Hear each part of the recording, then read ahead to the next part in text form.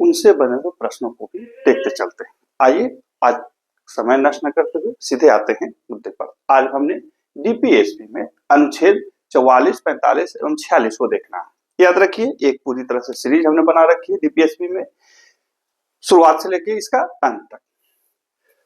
आप हमें दो चीज कमेंट करेंगे कि भारतीय संविधान में डीपीएसपी कहाँ के संविधान से लिया गया है और किस भाग में, किस अनुच्छेद से कहाँ तक है। ऐसा हमने हर एक वीडियो में, जब वीडियो बनाया है तब भी हमने ऊपर में दो दो तीन तीन लाइन में लिख रखी है, लेकिन आज के इस वीडियो में हमने उसको हटाया है और ये आपके ऊपर दायित्व दिया है कि आप उसे कमेंट करें। याद रखिए, डीपीएसपी कहाँ के संविधान से लिया गया है, इससे दर्जनों बार परीक्षाओं में प्रश्न पूछे गए हैं। संविधान के किस भाग में अनुच्छेद कहां से कहां तक है, इससे भी पूछे गए। चलिए आइए देखते हैं। अनुच्छेद 44 नागरिकों के लिए एक समान सिविल संहिता, इसका हेडिंग है नागरिकों के लिए एक समान सिविल संहिता। देखिए, अपने देश में ये सबसे विवादास्पद मुद्दों में से एक आती है, खास करके राजनीति में ये मुद्दा बहुत सूट करता है, तो इससे सवाल भी बहुत बार पूछे जाते हैं।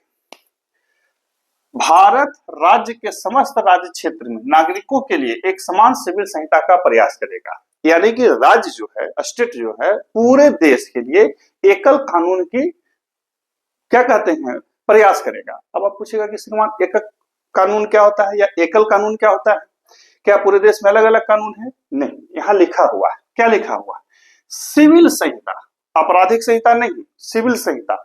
आपराधिक संहिता अलग है, सिविल संहिता अलग है। सिविल संहिता में होता है शादी विवाह होना, गोद लेने की प्रथा इत्यादि जो होता है, इसको सिविल संहिता में रखा जाता है। यानी कि समाज से बने हुए वैसे कानून जिसे समाज का धार्मिक संचालन होता है, समाज का सामाजिक संचालन होता है, समाज के प्रतिदिन के जो कार्य होते हैं समाज के रूप में, वैसे नियमों को इस सिविल संहिता में रखा जाता है या माना जा सकता है।